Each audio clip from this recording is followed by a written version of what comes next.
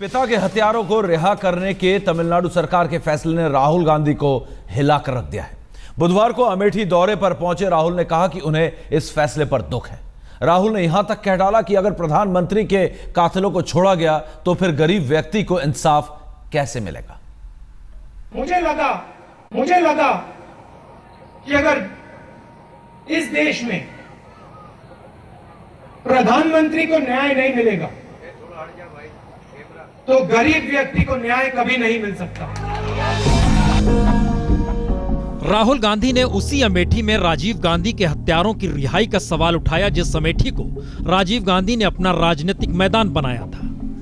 तो यह महज संयोग है या सियासत का ऐसा सिरा जो भावनात्मक तौर पर अमेठी को उसके अतीत से जोड़ दे। आपके वो प्यारे थे और वो शहीद हुए। राजीव गांधी जी मेरे पिता थे, आपके भी वो बहुत करीब थे। राजीव गांधी जी वापस नहीं आएंगे और मैं अपने आप जो फांसी की सजा है उसके खिलाफ हूं। मगर मैं गाड़ी में सोच रहा था कि भाई मैं गुस्सा हूं, मेरे पिता वापस नहीं आएंगे।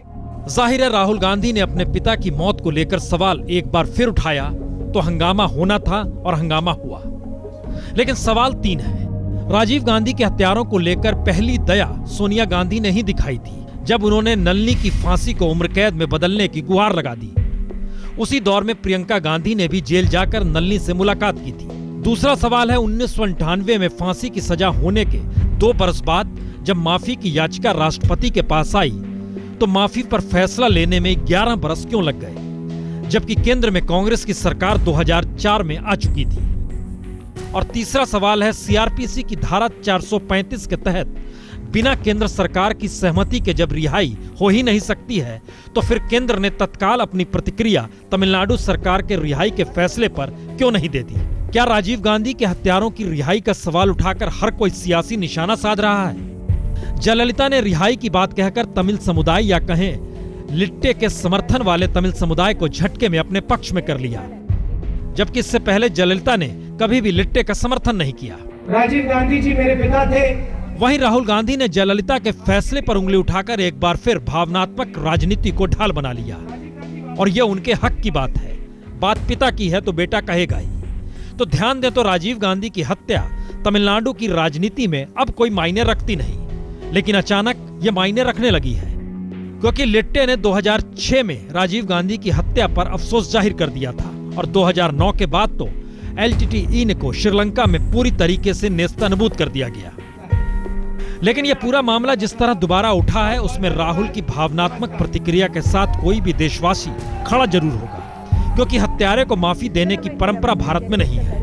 वहीं तमिलनाडु सरकार का कदम तमिल समुदाय में जयललिता को एक नायक के तौर पर खड़ा भी करेगा। आज तक ब्यूरो। अब बहुत बड़ा सवाल यह है कि क्या राजीव गांधी के हत्यारों को आजाद किया जाना सही है। कांग्रेस समेत कई राजनीतिक दलों ने जहां इस फैसले पर हैरानी जताई है वहीं कानून के जानकार इसे सही ठहरा रहे हैं। बीजेपी तो सीधे सीधे इस फैसले के लिए कांग्रेस को कसूरवार ठहरा रही है।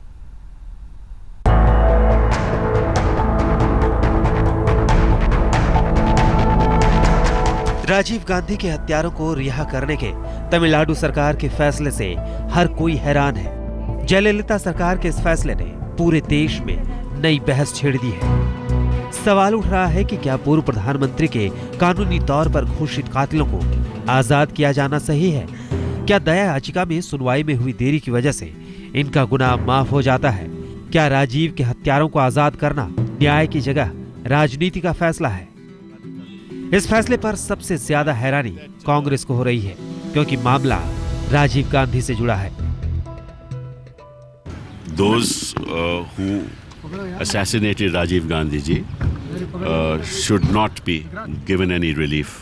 We may or may not agree with it, but we abide by the decision of the court. अगर एक प्रधानमंत्री के हत्यारों को इस तरह छोड़ दिया जाएगा तो आम आदमी जो रहता है उसको क्या न्याय मिलने की उम्मीद बने रहेगी। अफसोस का दिन है और तमिलनाडु सरकार ने कहा है कि वो हम गृह मंत्रालय को पत्र लिख के उनकी राय लेगी। हम तब तक टिप्पणी नहीं करेंगे जब तक वो चिट्ठी तमिलनाडु सरकार की आ जाएगी। जब तक वो चिट्ठी हमारे पास नहीं आती है। लेकिन बीजेपी नेता सुब्रमण्यम स्वामी इसके लिए खुद गांधी परिवार को जिम्मेदार ठहरा रहे हैं। That's his fault. What was he doing all this time? The matter was being discussed. The fact is that Nalini is today has escaped the death sentence because his mother wrote a letter to the president saying that all four should be exempted from the death sentence. उधर NCP का कहना है कि तमिलनाडु सरकार अपने फैसले पर पुनर्विचार करे, क्योंकि राजीव जी की जो हत्या हुई थी वो एक षड्यंत्र के तहत हुई थी और इसको जल्दबाजी में किसी नतीजे पर पहुंचना उचित नहीं होगा। मैं चाहूँगा कि तमिलनाडु सरकार इसको रिव्यू करे। कांग्रेस समेत तमाम राजनीतिक दल जहां इस फैसले पर हैरान हैं, वहीं कानून के जानकार इसका स्वागत कर रहे हैं। मैं इसको कानूनी लिहाज से बिल्कुल सही मानता हूं और जो सुप्रीम कोर्ट की जजमेंट है उसकी धारणा के अनुकूल है, क्योंकि जिन लोगों को इतने बेरहमी से जो उनकी मौत की सज़ा है उसके ऊपर कोई मर्सी पिटीशन के ऊपर 10 साल तक फैसला नहीं लिया गया, ये अपने आप में एक बहुत अमानवीय बिहेवियर है। Of course it is the right decision. How can you give a person life death sentence? You keep hanging over you every day, torture. Then you keep him there in the state of torture for 22 years more. I mean, you should have some sympathy, some humanity. पूरा मामला अब कानून, राजनीति और नैतिकता के सिद्धांतों की कसौटी पर कसा जा रहा है। लेकिन पूरी दुनिया में शायद ही अपनी तरह का अनोखा मामला होगा जहां पूर्व प्रधानमंत्री के हत्यारों को उसी समाज में आजादी की इजाजत मिल रही है। आज तक ब्यूरो। देश की जनता 21 मई 1991 की वो मनहूस रात आज भी नहीं भूल पाई है, जब चेन्नई के पास श्री पेरम्बदूर में एक जनसभा में राजीव गांधी आत्मघाती हमले का शिकार हुए थे। इस धमाके में पूर्व प्रधानमंत्री समेत 25 लोग मारे गए थे। कानून की एक लंबी प्रक्रिया के बाद कातिलों और हत्या की साजिश करने वालों का जो चेहरा सामने आया उसमें 7 चेहरे थे, लेकिन अब तमिलनाडु सरकार सभी कातिलों को आजाद कर रही है।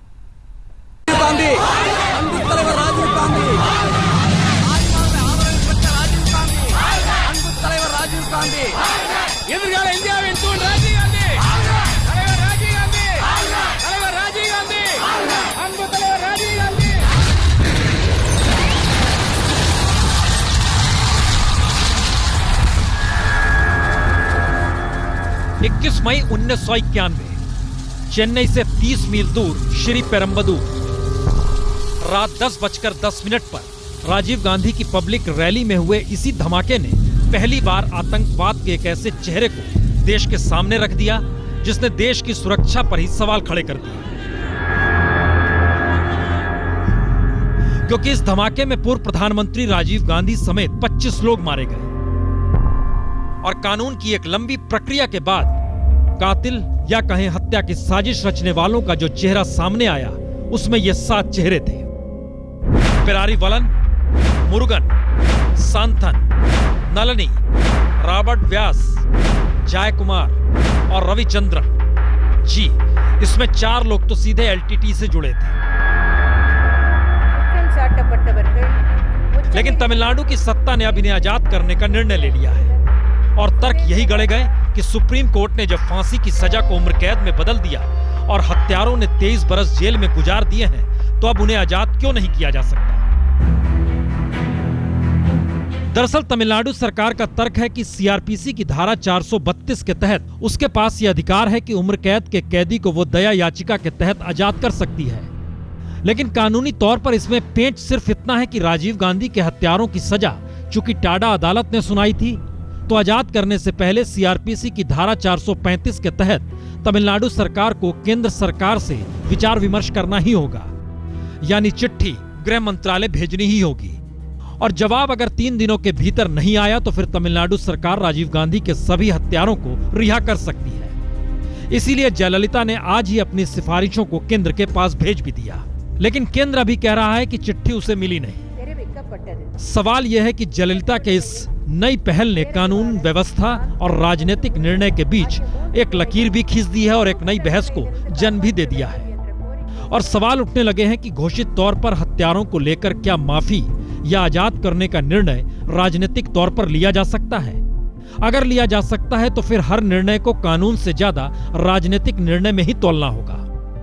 और इस दायरे में संसद पर हमला करने की साजिश करने वाले अफजल गुरु की फांसी भी आएगी और उसको लेकर भी इस देश में बहस शुरू हो सकती है, जिसकी आहट आज नजर भी आ गई। और तो और इंदिरा गांधी के हत्यारों को दी गई फांसी को लेकर भी सवाल खड़े हो सकते हैं। इतना ही नहीं, राजनीतिक तौर पर देश में उभारे गए 84 के सिख दंगों और 2002 के गुजरात दंगों को लेकर भी आज नहीं तो कल राजनीतिक निर्णय लिए जाएंगे।